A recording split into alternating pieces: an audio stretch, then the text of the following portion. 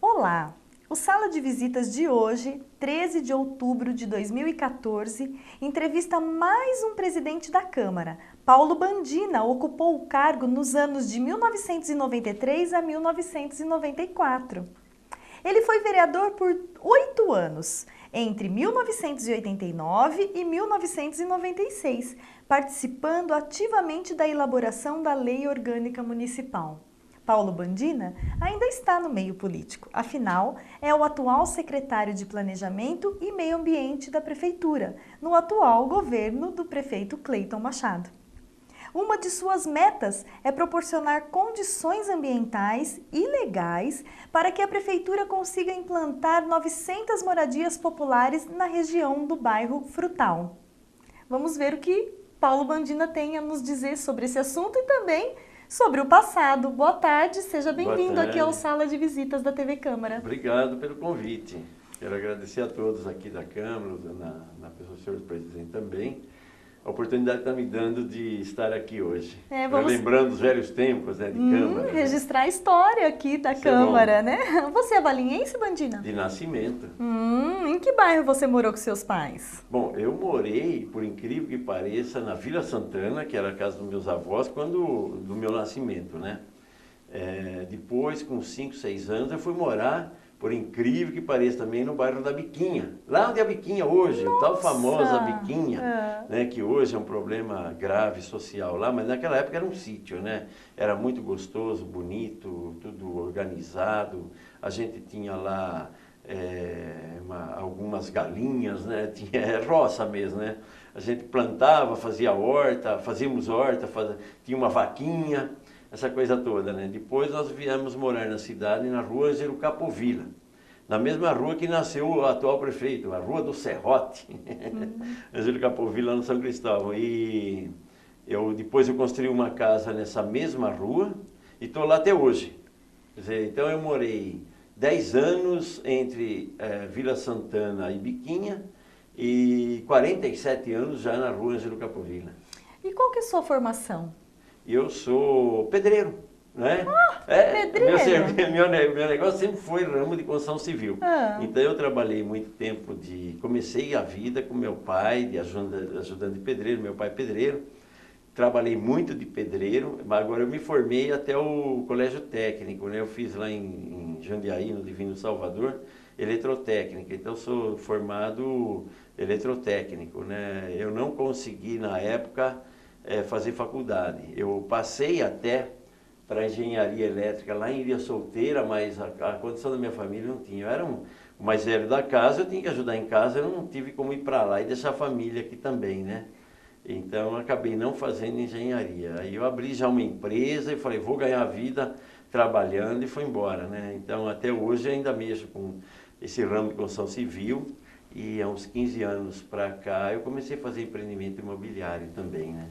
Você é o mais velho de quantos irmãos? De mais 4 irmãos, né? E todos moram em Valinhos hoje? Todos em Valinhos. Você e o prefeito Cleiton, o atual prefeito Cleiton, são amigos de longa data ou ficaram amigos pela política? Pois é, eu já morava na Rua Ângelo Capovilla há muito tempo, né? Quando ele nasceu ali, naquela rua. Aí eu vim morar na rua. Aí a gente se encontrava sempre por ali, estudei com o irmão dele, ele é um pouco mais novo que eu, a gente estudou na mesma escola, não na mesma classe, estudei com o irmão dele, que já é falecido, né? Poucas pessoas sabem dessa história do Vanderlei, ele sofreu um grave acidente, mas a gente é amigo de infância, de escola, e depois a gente se encontrou na igreja, na comunidade evangélica que a gente congregava. Ele casou com uma filha de um grande amigo meu, que era o Benjamin de Paula França, a Sueli, e na época ele e eu liderávamos o grupo de jovens da igreja, aquela coisa toda. Aí eu fui padrinho de casamento dele, Ele foi padrinho de casamento da minha filha, então a gente é quase, além de amigo, irmão, é muito próximo, é compadre, é muito próximo mesmo, amigo de longa data. E por isso que você entrou para a política ou teve um outro fator? Não, eu entrei para a política já no tempo de escola, né? A gente, na época, tinha ditadura militar e eu não era nem de direita nem de esquerda, eu diria, eu era a favor de diretas já. E é interessante hoje que eu vejo esses movimentos, né? Nós fizemos o maior movimento, acho que já foi feito político nesse país, chamado Diretas Já. Ninguém quebrou uma garrafa de Coca-Cola, que era de vidro na época, né? E hoje você vê essa baderna toda, né? Quer dizer, não precisa tudo isso para você fazer mudanças, né? Uma das grandes mudanças que o país passou foi a redemocratização do país e não precisou violência, né? Mas eu venho desde aquela época da escola. Depois, em 82, eu me candidatei a vereador. Eu não consegui me eleger pelo MDB. Mas eu fui bem votado. Aí eu pensei, puxa, acho que dá. Trabalhei, fiz mais algumas coisas, participei de alguns outros movimentos e tal. Quando foi em 86, era para ter eleição, teve uma prorrogação de mandato de 2 anos. Quem era prefeito na época era o Dr. Vitório e nós tivemos que esperar até 88 as eleições. Em 88 eu fui eleito e naquela época o Benjamin de Paula França, então sogro do Cleiton, do prefeito Cleiton, e o Cleiton e a família dele e outros amigos também foram meus cabos eleitorais, né? Aí quando chegou em 92, eu tinha feito uma pesquisa e eu estava muito bem, eu tinha trabalhado bastante e tal, e eu ia ter bastante voto, mas eu vi assim, eu não preciso de muito voto. Lá na casa, na Câmara, eu vou ter um, né? Então eu pensei em levar amigos. Levei minha prima, levei o prefeito Cleiton, ajudei um pouco a ex-vereadora Tânia, já falecida, e para minha surpresa o Cleiton foi mais votado que eu. Você repartiu bem o voto. Repartiu bem, mas ele foi mais votado que eu. Na primeira eleição dele, ele teve 120 votos certinho a mais que eu. Ele teve 624 votos, eu tive 504. Isso em 1992. 92. Eu falei, o cara é bom de voto, né? Então, e daí aí terminamos esse mandato. E nesse mandato eu fui eleito presidente da casa, né? Que foi 93 e 94, né? 93 e 94. Mas você, antes de ser presidente da Câmara, participou de um momento histórico para a cidade, que foi a elaboração da lei orgânica do município. O que você se recorda dessa época com o Dr. Rui Meirelles, com os demais vereadores? Olha, o Dr. Rui Meirelles foi o presidente mais durão que eu já conheci, né? Eu contei há pouco tempo, numa entrevista também, que ele nos fez na antevéspera do Natal, porque nós tínhamos que aprovar a lei orgânica, né? Ele nos fez comer pão com mortadela o dia todo enfurnado na Câmara para aprovar a lei orgânica do município. Mas foi um sucesso, né? Nós não sabíamos nada de lei orgânica, porque tinha tido a Constituinte, aí teve a Constituinte Estadual, aí nós tivemos que fazer a lei orgânica dos municípios. Mandaram, né, de alguns institutos, né, políticos algumas anotações para a gente e nós fomos elaborando a lei orgânica. E é engraçado que naquela época tinha uma discussão astronômica em voga sobre a descoberta dos buracos negros, né? Isso é um fato interessante, porque tinha que ter voto suficiente para aprovar alguns artigos. E às vezes não dava acordo de jeito nenhum entre os vereadores. Então teve artigo que nunca foi votado. E a gente chama, bom, esse foi para o buraco negro. Não deu acordo para votar o artigo. Então tira e some. Some esse artigo e pronto. Não dava acordo de jeito nenhum, né? Mas foi muita discussão, foi muito bate-boca, sabe? Um queria de um jeito, queria do outro. E era um momento difícil, porque dizem que barata quando cai no melado se lambuza. Nós estávamos vivendo um momento novo, né? Diretas já, abertura política, tal, era tudo muito novo, nova Constituição, aquela coisa toda, e todo mundo estava muito envolvido com política, então as discussões eram bastante acaloradas, né? Então, mas assim, a lei orgânica, ela é a Constituição Municipal, Sim, ou seja, é uma lei muito importante para a cidade, importante, né? Muito importante. E você também participou de outro momento importante, que foi a elaboração de plano diretor aqui para a cidade, que disciplina a construção, o ordenamento da cidade, como será o crescimento da cidade. O que você se recorda dessa Então, época? a Constituinte trouxe no bojo dela o Estatuto das Cidades. E o Estatuto das Cidades reza que tem que ter plano diretor. E aí, então, quando eu assumi a presidência, no segundo mandato, começamos a trabalhar o plano diretor, que foi aprovado no segundo biênio, diria, desse mandato, da 10ª legislatura, né?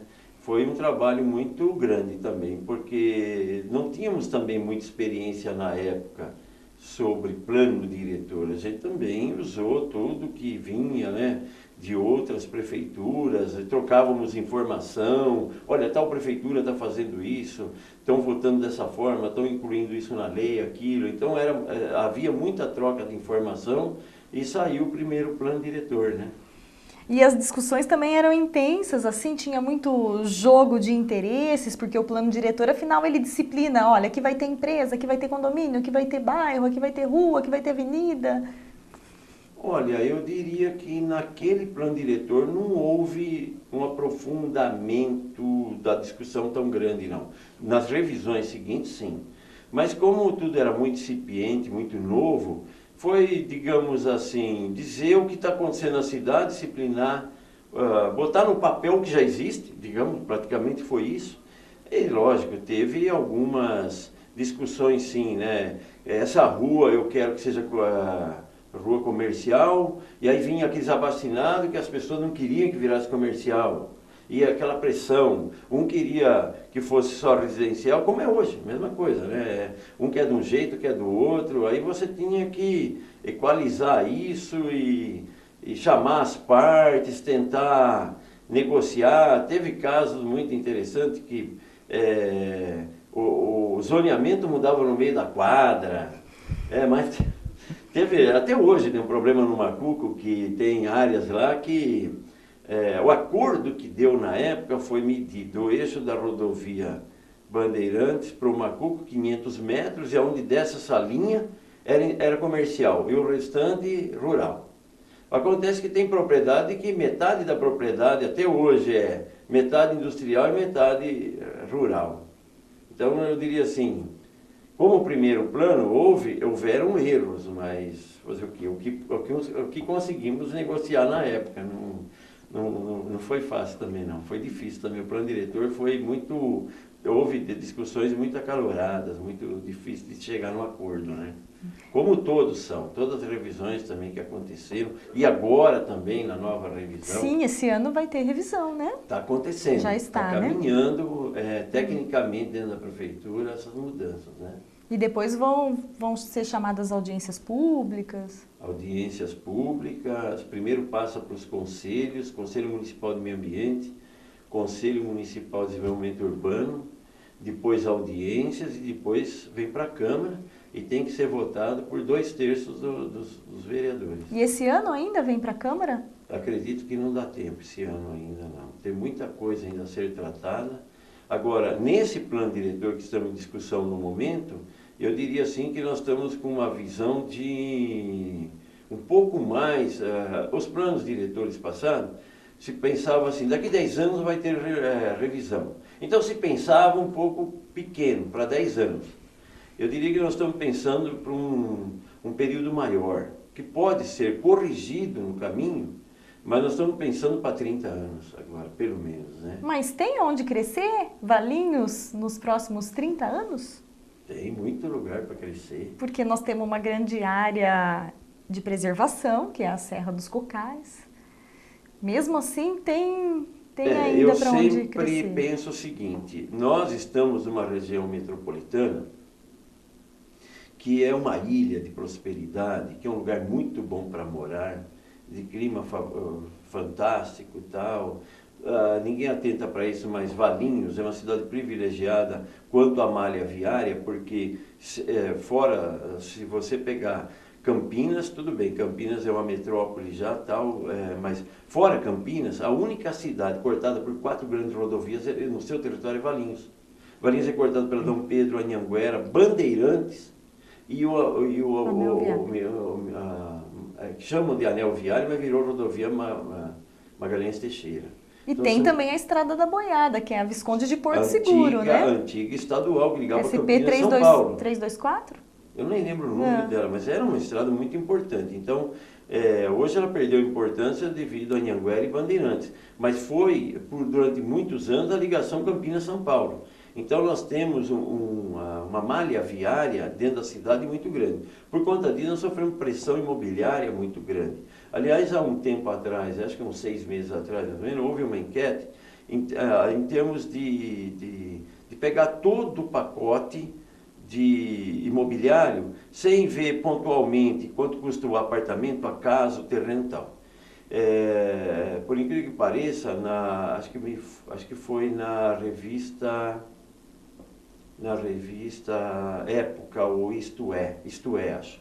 Saiu uma reportagem de valor do metro quadrado nas capitais. Então estava Rio de Janeiro, o metro quadrado mais caro do país. Segundo é São Paulo. Terceiro, Belo Horizonte. Quarto, Valinhos. Então você vê que a pressão imobiliária sobre a cidade é muito grande. Nós temos uma extensão territorial relativamente pequena, então quando você dilui o custo, né, da cidade numa extensão territorial pequena, acaba ficando em quarto lugar, né, no país. Agora, eu penso assim, se eu ordenar minimamente o crescimento, ele vai crescer ordenado. Se eu não ordenar o crescimento, eu tenho certeza de uma coisa, como tem acontecido em muitos lugares. Valinhos vai crescer desordenada. Então, quando você fala assim, mas tem para onde crescer? Olha, se não tem para onde crescer, pelo menos tem que ordenar como crescer. Tem que ordenar. E não adianta você sonhar, por exemplo, com Serra dos Cocais, não pensar que ela nunca vai ser, ou teríamos condição de manter ela intacta e não ordenar a ocupação dela, a habitação, ou uma ocupação habitacional na Serra dos Cocais. Eu acho que ela tem que ser bem rarefeita, né? Com baixíssimo adensamento, mas tem que ordenar a ocupação, porque se ela não for ordenada, ela vai acontecer desordenada. Campinas, por que surgem favelas?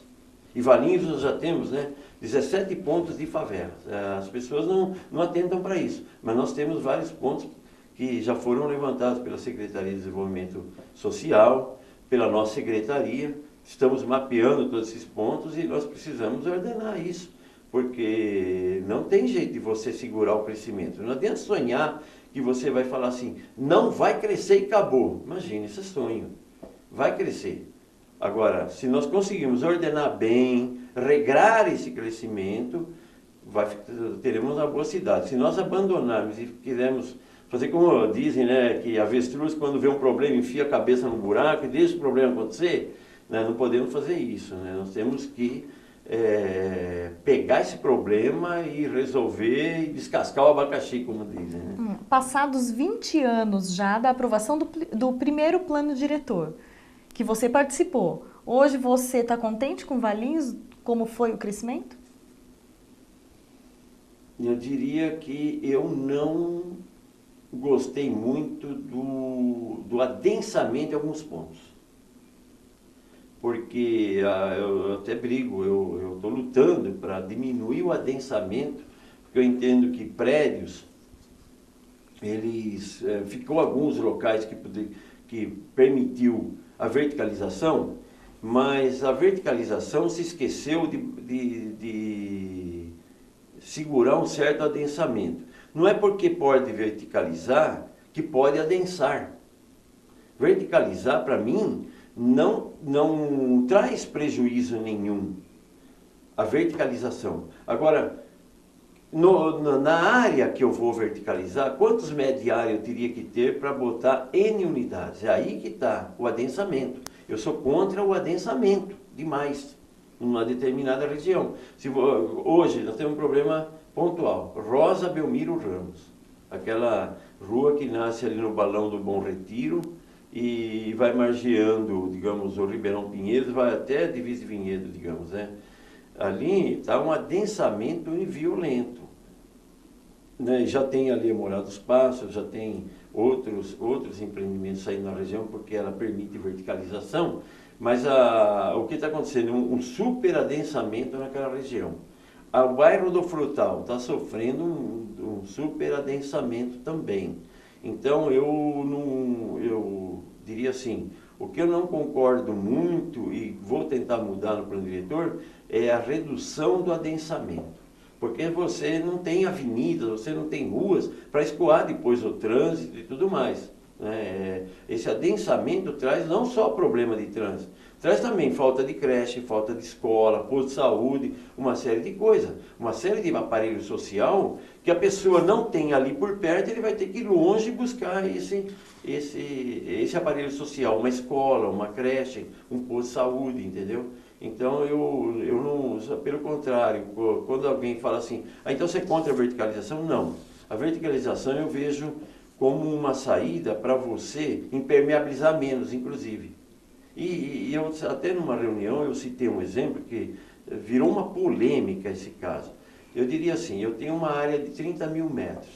Nessa área de 30 mil metros, eu posso pôr em locais de baixo adensamento hoje, eu posso pôr 30 casas, digamos. 30 mil metros, 30 casas. Cada 1000 metros, uma residência, tá? Se eu dividir em 30 lotes, eu vou ter 30 casas que vão ocupar o espaço todo e vou ter, além das casas, o entorno, calçada, pavimento para carro, uma série de coisas que eu vou impermeabilizar uma área, digamos aí, de 70%, 80% dessas 30 mil metros. Se eu pegar esses 30 mil metros e botar uma torre no meio, com 2 andares, com dois apartamentos, ou 3 apartamentos por andares, eu vou ter 10 andares de altura, tenho 30 unidades, e quanto me sobra de área livre em volta? Para arborizar, para fazer estacionamento, para tirar o carro da rua, fazer estacionamento, para mim fazer gramados, para mim fazer parques, para mim, entendeu como é que é? Então, e por que, por exemplo, no centro da cidade eu posso verticalizar, por exemplo, no Country Club, não posso verticalizar.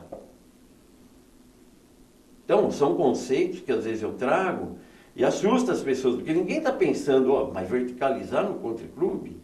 Ora, quando fizeram o Quiririm, todo mundo achou, mas onde já se viu fazer prédio no meio do mato? No meio do mato, falavam, né? Hoje, o metro quadrado de apartamento em Valinhos mais caro é o meio do mato, é o Quiririm. É o Quiririm, verdade. Pois é, o apartamento mais caro. É ali perto do shopping, né, você está falando? Depois do shopping. Mas na época que fizeram o Quiririm, aquilo era mato, era considerado mato. Quando fizeram a escola do Porto Seguro, mas fizeram uma escola no meio do mato. Não, você entendeu? Então, são coisas que são interessantes você ir lembrando, né? Porque o que era mato ontem, hoje é alto padrão. Vamos aproveitar essa conversa, né, e falar do Vale Formoso, que é uma missão sua hoje como secretário de Planejamento e Meio Ambiente no governo Cleiton Machado. Você conseguir a aprovação do Vale Formoso. Essa é uma proeza mesmo, porque... São 900 moradias lá. 900 moradias. Elas vão sair, essas moradias? Vai sair, se Deus quiser, até porque é uma coisa muito necessária, né? Estão se questionando uma série de coisas, mas veja, o Vale Formoso, ele está contíguo a uma área já, que é o bairro do Frutal, que já é verticalizável. Esses 111 mil metros, onde nós estamos aprovando lá o Vale Formoso 1, 2 e 3, são 3 lotes grandes que terão cada lote, e cada empreendimento 300 unidades, um total de 900 unidades, era um sítio de produção agrícola que foi abandonado, já está há alguns anos abandonado. Mas é uma área relativamente plana, para Valinhos é plana, digamos, né? Não tem nada plano aqui, mas é uma área de boa topografia. E estava abandonada porque o pessoal já não quis mais trabalhar a terra e tal. Só que estava ainda na zona rural. Então o que se propôs? O proprietário da terra procurou uma empreiteira, uma construtora e ofereceu a área para construir. Aí a empreiteira veio procurar o prefeito e o prefeito fez um acordo com eles. Bom, eu vou me empenhar para trocar o zoneamento, tornar urbano, desde que você faça unidades do faixa 1. Porque todos estão fazendo faixa 2 e 3, pelo Minha Casa Minha Vida. O Minha Casa Minha Vida tem 3 faixas, faixa 1, 2 e 3. O faixa 3, e esse programa é interessante, né, chamado pelo governo federal de programa social. Na verdade é um programa social sim no faixa 1. Nas demais faixas ele é político. Por quê? Se o governo federal considera que quem ganha 5, 6 salários mínimos já é classe média, e o programa vai até 10 salários mínimos, então não é social só, é também político. Tem que ser feito? Tem que ser feito. Se tem conotação social ou política, não me importa. Eu estou preocupado em que as pessoas que moram em zona de risco, em condição precária de moradia, subhumana de moradia, que vá para o seu apartamento, que vá para uma moradia digna, tal. O programa é louvável, eu defendo o programa Minha Casa Minha Vida. Eu defendo unhas e dentes. Eu acho que uma das grandes coisas que faltava no país, o governo Lula e Dilma estão fazendo. É o programa Minha Casa Minha Vida. Agora é interessante que quando nós decidimos fazer, estamos nessa luta junto com o prefeito, de instalar por quê? Porque nós temos problemas sociais graves em Valinhos. Valinhos é uma cidade que é procurada por muitas pessoas para morar aqui, porque tem boa saúde, boa educação. Aliás, nós somos uma cidade que tem muitos colégios e tudo mais. Então, quem não quer criar auxílios aqui e tal? Só que o custo de vida aqui é altíssimo. E tem pessoas que não aguentam esse custo de vida, que ganham muito menos que a média aguentaria, digamos, esse custo de vida. Então, o que acontece? Tem pessoas morando em favela já. Nós temos vários pontos de favela. Você citou no começo, né, mais ou menos 17 pontos. 17 pontos. Então, nós estamos lutando para que essas moradias de faixa 1 venham a acontecer de fato. Então, como que aconteceu? Esse proprietário procurou a empreiteira e quis vender a terra para ele. Ele veio procurar o senhor prefeito para fazer os prédios lá. O prefeito colocou uma condição: se for faixa 1, eu apoio. Se não, continua rural lá. Aí conversamos com os técnicos da prefeitura, todos gostaram da ideia, porque é uma questão social que precisa ser resolvida no município. Conversamos com os vereadores, né? Foi feito um pedido do proprietário da terra para mudar o zoneamento. Demos os pareceres favoráveis em todas as instâncias. Essa mudança de zoneamento foi aprovada no Conselho Municipal de Meio Ambiente, foi aprovado no Conselho Municipal de Desenvolvimento Urbano, foi feito os estudos técnicos que precisava ser feito, foi feita a audiência pública, que foi aqui na Câmara, lotou o plenário da Câmara com pessoas interessadas nessas moradias, e foi uma das maiores audiências já feitas, né? E a Câmara não cedeu espaço, foi feita inclusive uma audiência conjunta entre Câmara e Prefeitura, né?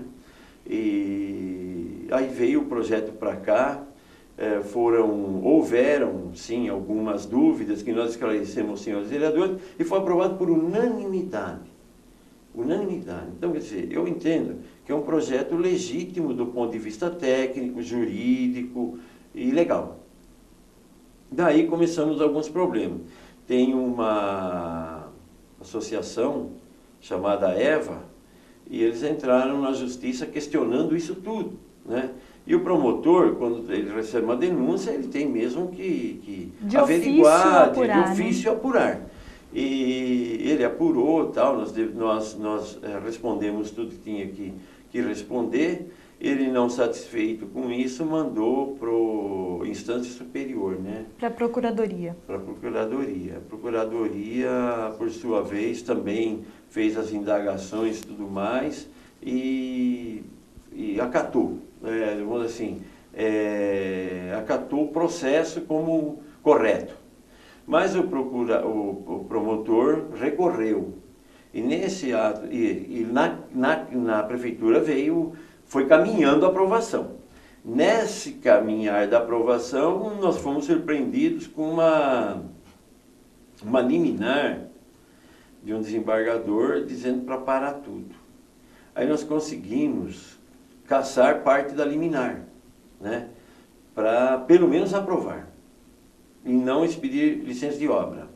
Então nós estamos hoje acabando de aprovar, que estamos autorizados a aprovar. Estamos terminando a aprovação e se, uma vez aprovado, a Caixa Econômica Federal vai, a empreiteira vai levar o projeto aprovado na Caixa, acredito que a Caixa vai aprovar o financiamento. Se tudo isso acontecer, nós vamos voltar ao desembargador pedindo, né, que reconsidere e que libere as obras. Né? Eu acredito que isso vai acontecer, porque, veja... É uma ansiedade grande da população carente, né? É carente. Aí teve indagações. Não vai ter água. Bom, nós estamos vivendo um momento atípico, né? E quem fala que não vai ter água, está no bom momento dele dizer, né? Porque é lógico que está difícil esse ano, né? Não chove, mas não vai ser sempre assim, esperando, né? E nunca foi assim. Nós estamos vivendo uma estiagem aí que pelo menos se tem na história de 100 anos. Acontece cada 100 anos. Mas, então, nós vamos fazer uma série de trabalhos de investimentos que vai resolver o problema. O DAI mesmo está fazendo, está iniciando uma nova estação de tratamento de água que vai acrescentar 30%, 40% no que o Valinhos já tem de disponibilidade de água tratada. Então, vamos dizer 30%. Bom, aí, então nós vamos tratar, mas que água vai tratar? Bom, nós temos uma cota ainda, junto ao consórcio do Piracicaba, que nós podemos sugar mais ainda 130 litros por segundo do Atibaia, né? Mas o Atibaia está seco. Bom, está seco hoje, mas amanhã vai chover. Quer dizer, nós temos mais uma boa quantidade para puxar de lá e temos que construir uma nova rede. Você, como secretário de Planejamento, garante, e hoje estando na prefeitura, que vai ser levado o planejamento lá para a região do Vale Formoso? Vai, lá não tem muito problema, nós não temos muitos problemas a ser resolvido. Foi feito um estudo de impacto de vizinhança e com a construção de mais uma creche lá, com o término da Escola dos Cocais, que é uma escola imensa que começou na administração passada e fizeram acho que 30% da obra só e nós estamos aos poucos terminando. Até terminar a construção do Vale Formoso, nós vamos ter a escola nova. Escola, creche, trânsito. O trânsito está em processo de aprovação final do projeto e depois vai para a licitação já a Ponte da Capuava, lá naquela marginal ao Ribeirão Pinheiros, que a ideia é fazer ali um binário. Então, o trânsito que vai pela Flávio de Carvalho, quando chega no Bar da Capuava, naquela esquina ali, o trânsito vai seguir só sentido Dom Pedro. E o que vem de Dom Pedro, que vai ser duplicada a estrada dos agricultores pela Rota das Bandeiras, ele viria e entra ali na marginal do córrego, vai sentido Fonte Messia, e atravessa onde caiu a ponte, vamos fazer uma nova ponte. Aí ele vem pela João Tiene, até o Bar da Capuava. Dali para frente, nós vamos ter que fazer outros investimentos para duplicar a Flávio de Carvalho. Então, todo esse trabalho vai ser feito, e lá também, do Vale Formoso, vai ser refeita aquela rotatória lá, que ela está um pouco estranha mesmo, o caminhão tem um pouco de dificuldade de virar lá. Também tem aqueles prédios do Frutal, que deu nome ao bairro, lá o Frutal. Ali foi feito na época, não sei por que cargas d'água, uma única ponte, mas ali tem que ter duas também. Nós vamos ter que construir uma nova ponte lá.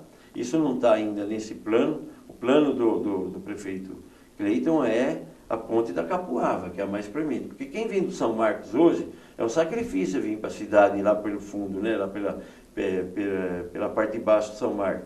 Porque ele chega naquele pontilhão da linha do trem, ele passa num pontilhão apertado, aí ele tem que pegar a marginal do Ribeirão e ir até aquele posto de gasolina da Flora de Carvalho, fazer a volta, esperar todo aquele trânsito para vir para a cidade. A gente, fazendo a ponte ali, né, quem vem daquela região da Fonte Mécia, do São Marcos e tal, já sai pela João Tiene. Bom, então o governo está planejando, está tudo sob controle, não tem uma instabilidade não como querem passar, né? Não, imagina, não tem nada disso. Aí também tem uma coisa, mas vai aumentar muito o trânsito. Vai sim, e tomara que aumente. Mas a leitura inicial é o seguinte, esses apartamentos, precisamente esses apartamentos que nós estamos... em a fase de aprovação? Em fase de aprovação, eles são para baixa renda. As pessoas vão pagar até no máximo 80 a 100 reais de prestação. Então, a leitura que nós fazemos é o seguinte, que nós vamos ter que pôr muito lá em linha de ônibus.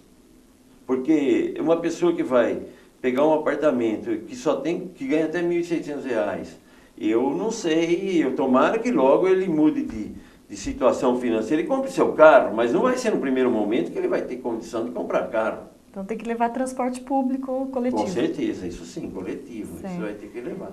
Vamos voltar então a falar da sua época de vereador, né? Porque a gente foi por um outro caminho, né? Como que foi então a presidência da Câmara? Quando você ocupou a presidência da Câmara entre 93 e 94, tinha muita diferença do que é hoje, né? Porque hoje o Legislativo tem uma estrutura maior, um outro prédio, temos TV, né? Mas na época não tinha nada disso. O que você se recorda? No máximo nós tínhamos algum programinha de rádio que a gente brigava com o radialista para abrir um espacinho para a gente, né? No máximo eram alguns espaços em jornais, tal, TV nem pensar. Mas o que nós fizemos no meu período de presidência foi o seguinte, nós não tínhamos o quadro de funcionários, não tínhamos estrutura da Câmara, a Câmara não tinha estrutura. Todos os funcionários da casa eram emprestados da prefeitura, né? E era uma dificuldade, porque toda hora trocava um, trocava outro. Às vezes o prefeito pedia o motorista, nós ficávamos sem motorista. Era um caos, digamos, né? E nós tínhamos 5, 6 funcionários só também. Que eu me lembro da época, tinha lá o professor Matéria, que está até hoje, o Fernando Ávila, a Lia, uma secretária que era nomeada pelo presidente, né?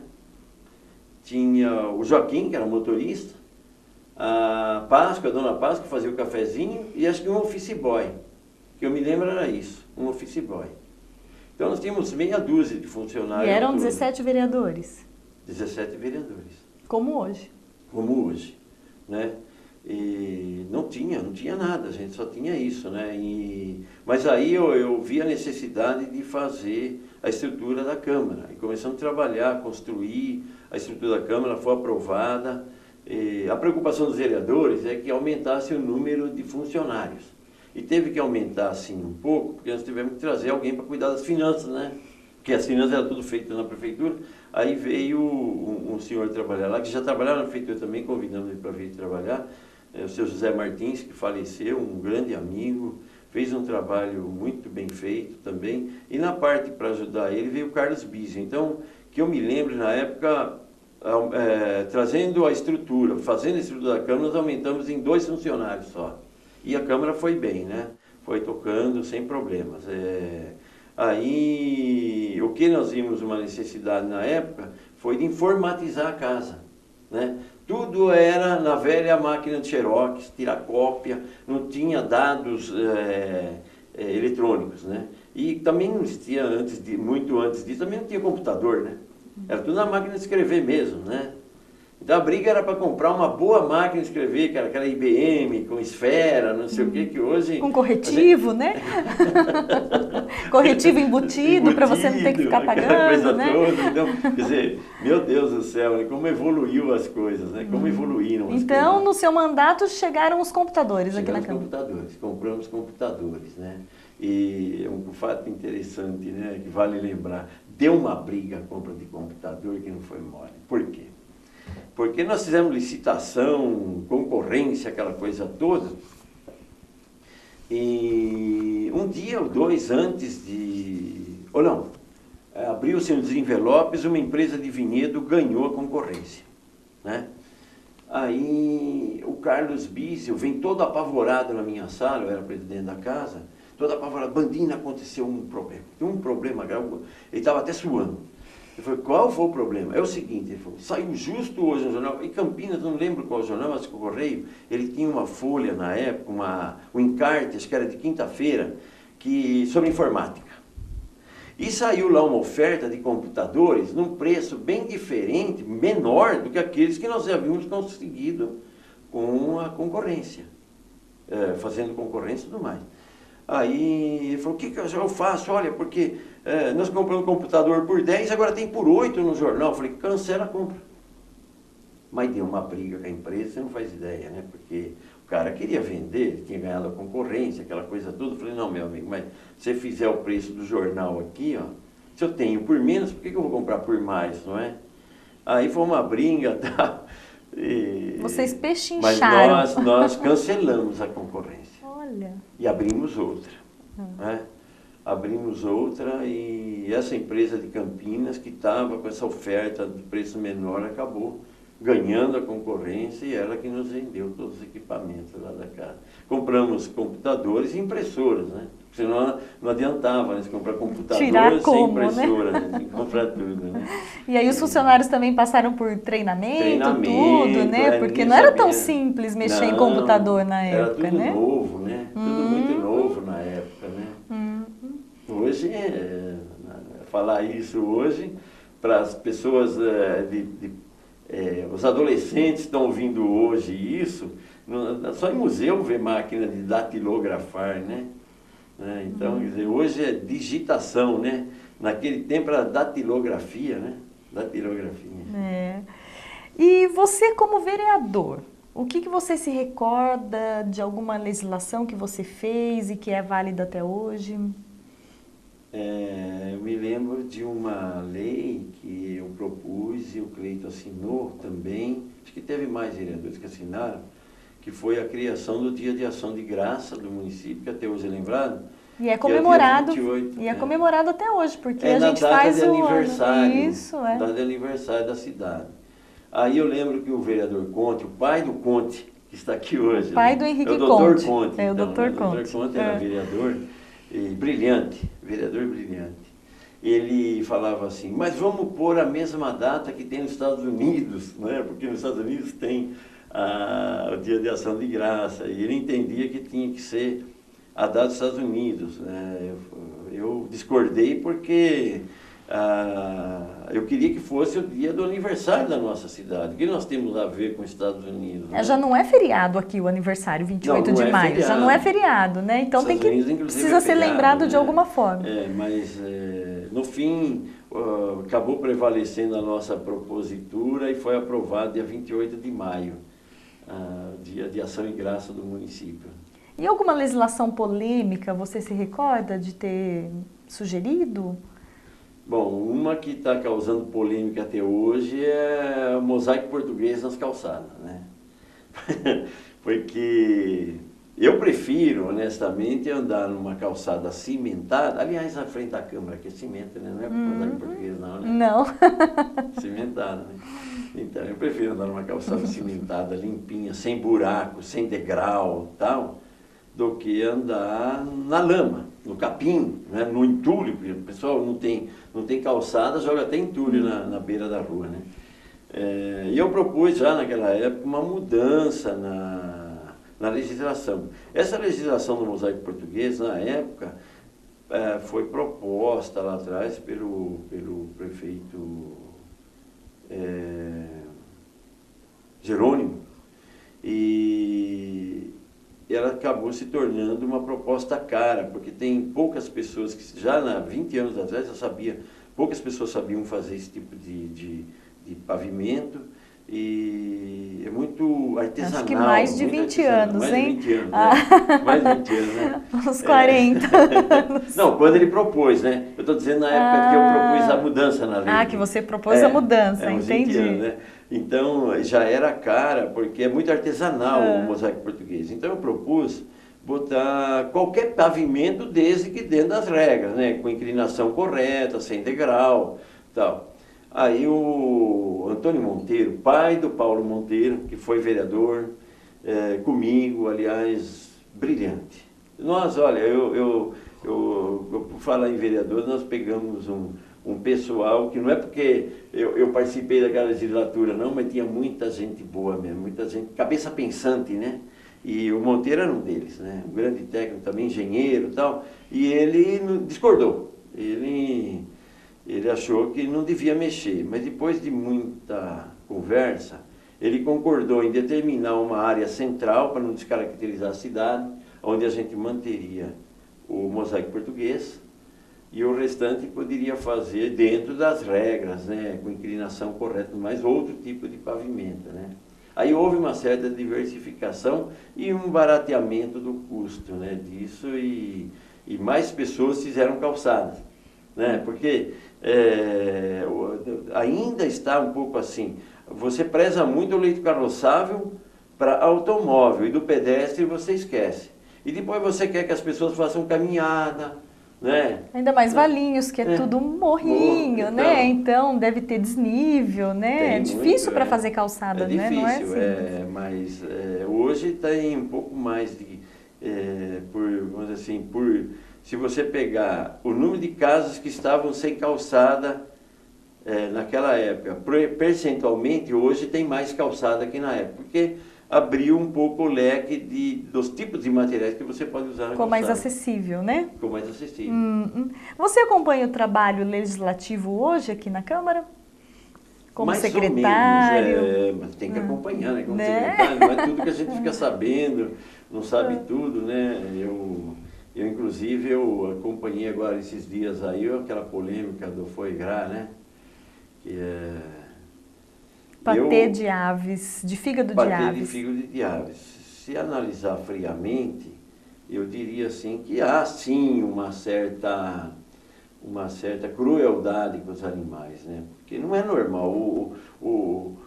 A ave ela gosta de comer o dia inteiro, mas não forçada, ela come quando tem vontade, né? Então ali é uma situação que você força a natureza para conseguir um fígado maior, essa coisa toda, né? Eu também não gostaria que isso continuasse acontecendo. O fato de proibir no território de Valinhos, já a gente começa a dar um sinal, começa a dar uma pista do que se espera no futuro que comece a acontecer também. Agora, eu acho que a propositura da lei foi errada. Não é a produção do foie gras que você tem que proibir. Você tem que proibir o sistema de criação. Mas agora já está corrigindo, né? Agora, o que me deixou chateado com isso foi que no 7 de setembro aconteceu um fato lamentável, né? O 7 de setembro foi uma festa cívica muito bonita. Não teve politização do evento, nem palanque teve na verdade uma plataforma onde algumas autoridades ficaram e foi uma festa do povo. A cidade inteira passou por ali, desfilou, né? Teve desfile da terceira idade, de criançada, das bandas, das escolas, carros antigos, motociclistas. Olha, passou a cidade naquele desfile, né? Quando acabou, todo mundo feliz, todo mundo se abraçando, velhos amigos se viram, aquela coisa toda. Aí chegou uma turminha lá, com megafone, gritando um monte de impropérios, eu diria, não é? Chamando as pessoas que estavam ali, as autoridades, e até quem não era autoridade, porque as pessoas que vieram ali, vieram com algumas pessoas de Valinhos, mas tinha muita gente fora, que não sabia quem era quem. E pelo fato de estar ali naquela plataforma, tinha cidadão comum ali, não era só a autoridade que estava ali. Gritaram palavras, você é um lixo, você é irresponsável, você olha, foi uma baixaria, né? Eu acho que não precisa isso, né? Você precisa, na verdade, abrir discussões, precisa, né? Você precisa discutir N assuntos, são polêmicos, mas tem que ter respeito às autoridades constituídas. Eu posso até discordar de quem está no poder, mas foi num regime democrático, foi a vontade da maioria. A maioria quis aquela pessoa lá, e uma vez empossada legitimamente, eu tenho que respeitar como tal, né? E ali não houve respeito, foi um fato lamentável. Nesse episódio da votação do Foie-Gras, aí que eu sou favorável, sim, a que é porque a gente vai favorável mudando à proibição, a cultura, né? a proibição. Sou favorável. Eu acho que não precisa fazer essa crueldade com o animal por conta de fazer um patê. Né? E você foi vereador na época do ex-prefeito Marcos José da Silva, ele era o prefeito em primeiro mandato, e logo depois, no seu segundo mandato, o prefeito era o Dr. Moisés Abujade. Sim. Como era o relacionamento da Câmara com o Poder Executivo na época? Olha, da Câmara, no primeiro mandato, o Marcos não tinha maioria. Então, ele teve que ter muito tato para lidar, tal, com a situação, e algumas vezes houve desencontros, houve trombada política. O Marcos tem um estilo próprio dele, né? Eu acho que cada líder tem seu estilo, e ele era um pouco, na minha leitura que eu faço, né, um pouco teimoso às vezes com alguma coisa, mas isso é próprio de líderes, né? E aí às vezes teve vezes que ele trombou com a Câmara e talvez não tivesse necessidade. Agora, mas foi bem, eu acredito que poucas coisas que ele quis votar ficou para trás, pouquíssimas. Ele aprovou praticamente 99% do que ele mandou para a Câmara, com algum ajustezinho, foi tudo aprovado, né? Não teve grandes dificuldades, não. O Moisés já foi um pouco mais complicado o relacionamento. Já logo no começo, ele começou a se desentender com a bancada dele, né? Que era do PMDB, e ele acabou se compondo com a bancada da oposição, e era 8-9 ou 9-8, né? Então, quer dizer, se um vereador mudasse de lado, e foi o que aconteceu, ele acabou se compondo com a oposição. Um dos vereadores da então situação passou para a oposição, se compôs com o Moisés na oposição, daqueles que foram eleitos com ele, e aqueles que foram eleitos com ele acabaram virando oposição. Né? Então surreal. Foi meio complicado o relacionamento com Moisés.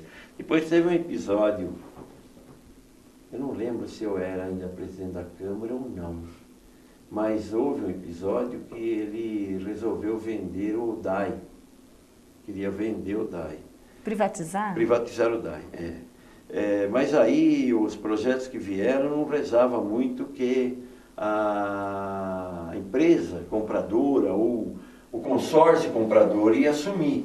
Para nós, assim, vai entregar gratuitamente para um grupo que parece que era da França, tá bom, então entrega para nós valinhenses, olha, se é para entregar dado, né? Se é para dar dado. E nós discordamos disso. E foi uma guerra de nervos, e nós tínhamos tinha que ser aprovado por 12 vereadores.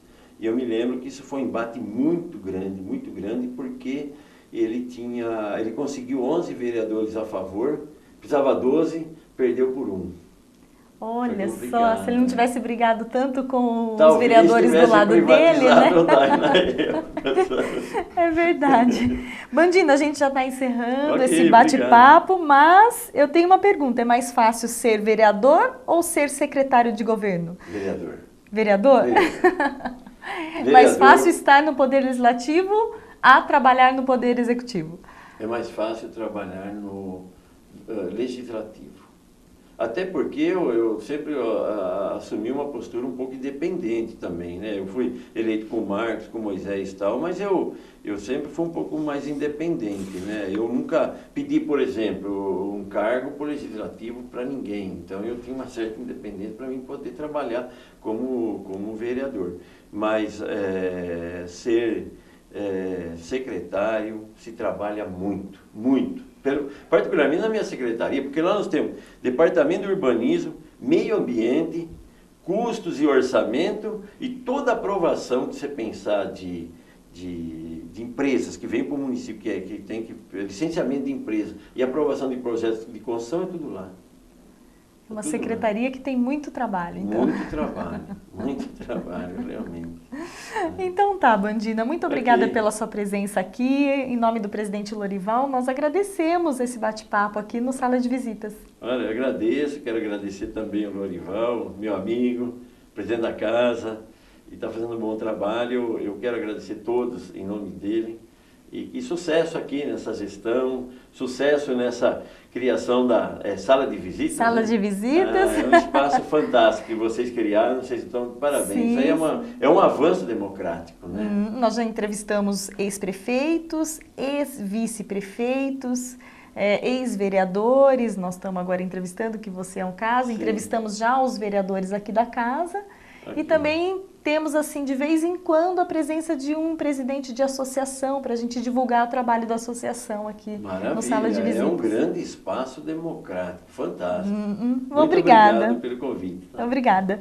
E o Sala de Visitas retorna só na quarta-feira com uma nova entrevista, porque amanhã, terça-feira, a TV Câmara transmite o telejornal Câmara em Notícias, sempre às 12 horas, com reprise às 17 horas. Até lá!